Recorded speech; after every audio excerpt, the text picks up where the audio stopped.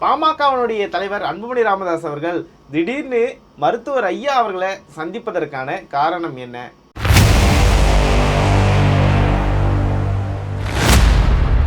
இதற்கு பின்னணியில ஏதோ கூட்டணி கணக்கு இருக்கிறதா?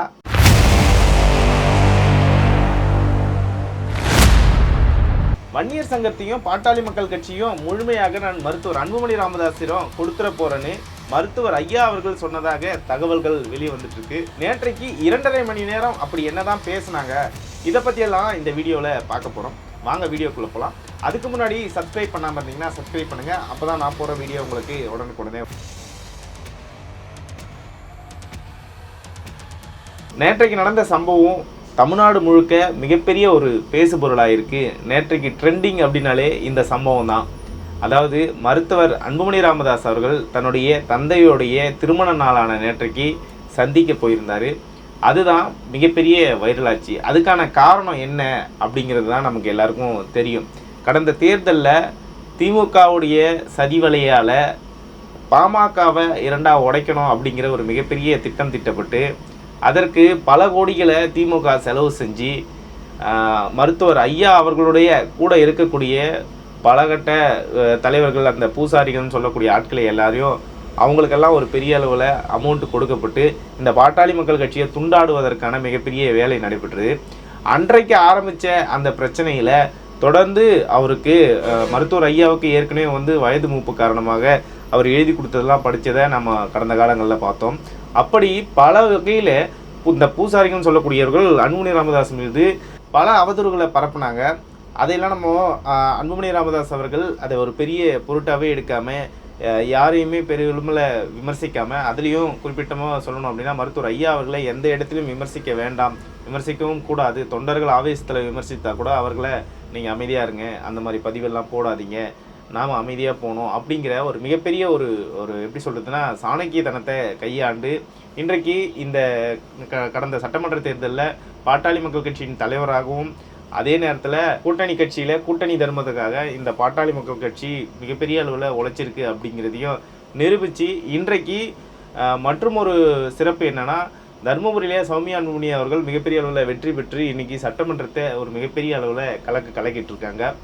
கிட்டத்தட்ட ஒரு 2-3 நாட்களாகவே சட்டமன்றத்தில் நடக்கிற விஜய் அவர்கள் பேசுகிற பேச்சை விட இன்றைக்கு சௌமியா அன்புமணி அவர்கள் பேசின பேச்சு தான் இன்றைக்கி மிகப்பெரிய வைரல்.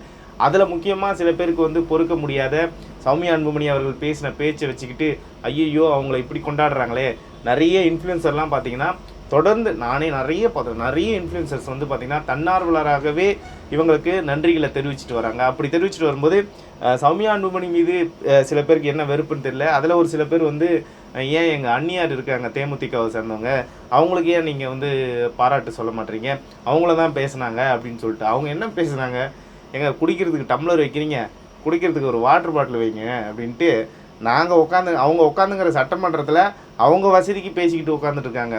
ஆனால் இவங்க புள்ளி விவரத்தோட தமிழ்நாட்டுடைய ஒட்டுமொத்த மக்களுக்கான தண்ணி பிரச்சனையை பேசுகிறாங்க.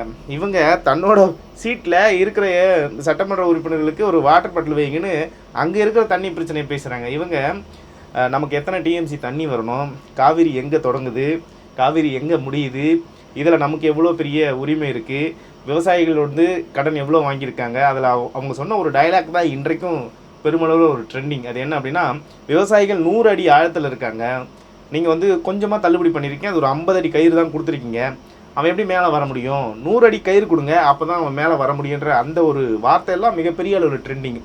இது ஒரு பக்கம் விவசாயிகளுக்கு இருக்கவா, இன்னொரு பக்கம் மகளிருக்காக பேசினது தான். அது அப்படியே உண்மையாகவே பல வருடங்களாக எல்லாருக்கும் உள்ளுக்குள்ளே இருந்த ஒரு உணர்வு.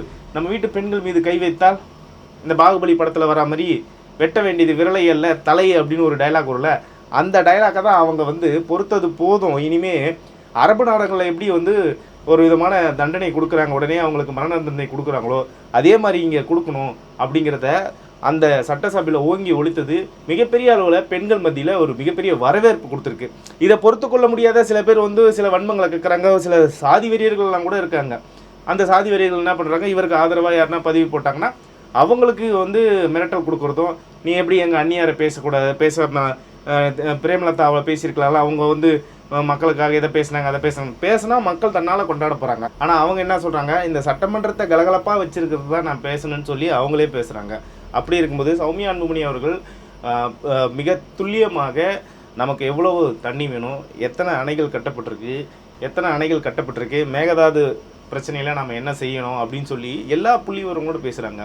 விவசாயிகள் ஒரு நாளைக்கு 2 பேர் வந்து கடன் தொல்லையால் இறந்து போகிறாங்கன்ற ஒரு புள்ளி விவரத்தை சிறப்பாக கொடுக்குறாங்க. இந்த மாதிரி பல புள்ளி விவரங்களோட அவங்க பேசுகிறாங்க. இதை மக்கள் ரொம்ப பார்க்குறாங்க. ஏன்னா இன்றைக்கு இருக்கிற அன்புமணி ராமதாஸ் அவர்கள் ஒரு விஷயத்த சொன்னார்.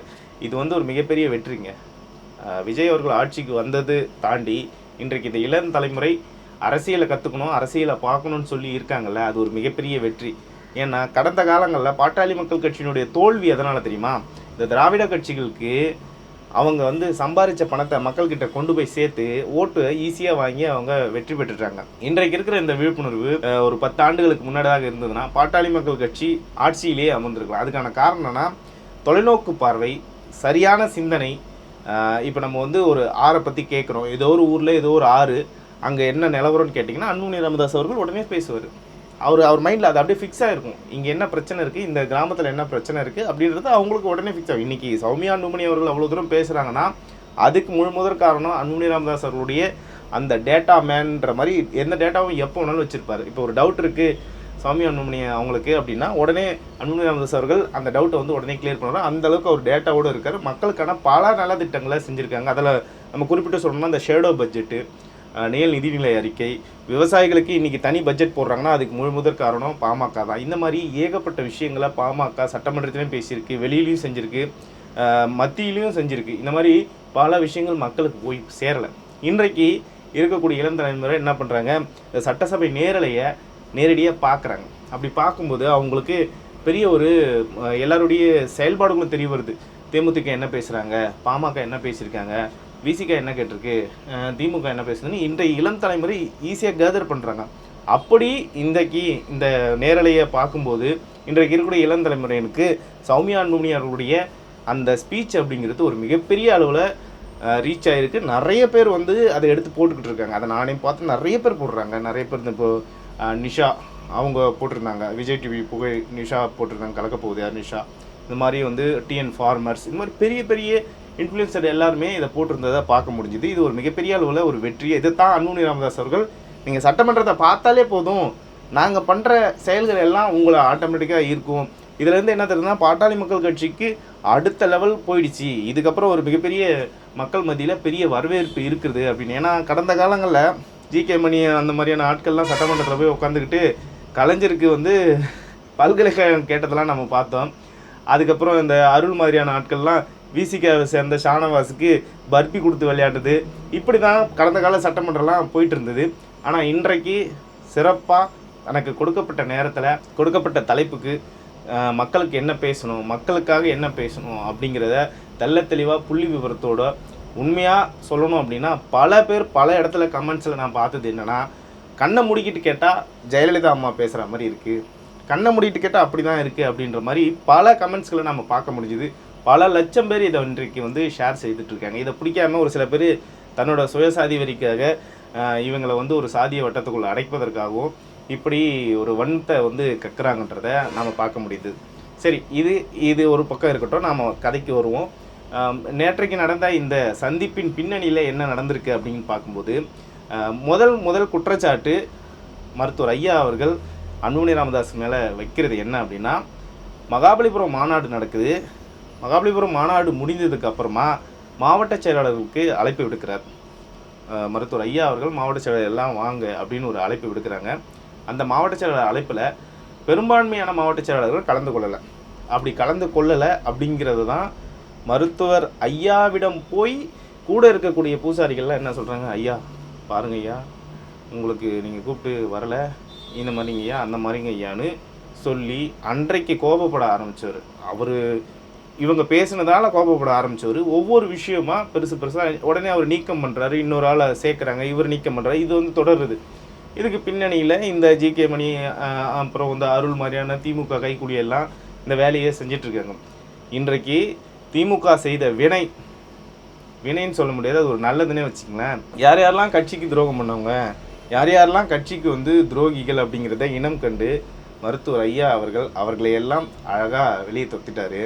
இன்றைக்கு அதே திமுகவுடைய அந்த ப்ராஜெக்டை வச்சு இவங்களும் யார் யாரெல்லாம் அந்த கட்சிக்கு எதிராக இருப்பாங்க, நாளைக்கு என்னோடய பிள்ளைக்கு எதிராக யார் யாரெல்லாம் இருப்பாங்க, அன்புமணி ராமதாஸுக்கு எதிராக யார் யாரெல்லாம் இருப்பாங்கன்றத இனம் கண்டு அவர்களையெல்லாம் ஒதுக்கி விட்டுட்டு இன்றைக்கு தன்னுடைய மகனை ஆற தழுவி கட்சியை வந்து உன்ட்டையும் சங்கத்தையும் ஒப்படைச்சிட்டு நான் ஓய்வு எடுக்கணும் அப்படிங்கிற ஒரு மிகப்பெரிய ஒரு முடிவுக்கு வந்திருக்காரு.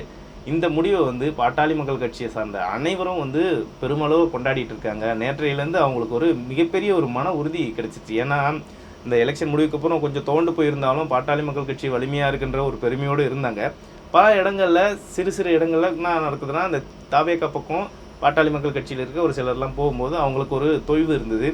ஆனால் இன்றைக்கு பல மடங்கு ஒரு தைரியத்தையும் வீரியத்தையும் கொடுத்துருக்கு அப்படின்னா அது நேற்றைய சந்திப்பு தான். இதுக்கப்புறம் இன்னும் சிறப்பாக இருக்கும், இனிமேல் நல்லதே நடக்கும்னு அன்புமணி ராமதாஸ் அவர்கள் வேறு சொல்லியிருக்காரு. அப்படி இருக்கும்போது கண்டிப்பாக ஏதோ ஒரு பெரிய மாற்றங்களை நாம் எதிர்பார்க்கலாம். பாட்டாளி மக்கள் கட்சியை இந்த சந்திப்பு மேலும் வலுவடைய செய்திருக்குது அப்படின்னு தான் சொல்லலாம். நிறைய பேரோட பார்த்த வரைக்கும் நிறைய பேர் இந்த நிகழ்வை ஆனந்த கண்ணீரோடு பார்க்குறேன், மன நிறைவோடு பார்க்குறேன் அப்படின்னு சொல்லிட்டு எல்லாரும் சொன்னாங்க. நீங்களும் இந்த வீடியோவை பார்த்துட்டு உங்களுக்கு இந்த ஒரு சம்பவம் எப்படி இருக்குன்றத கமெண்ட்ஸில் சொல்லுங்கள். மீண்டும் ஒரு காணொலியில் சந்திப்போம். நன்றி, வணக்கம்.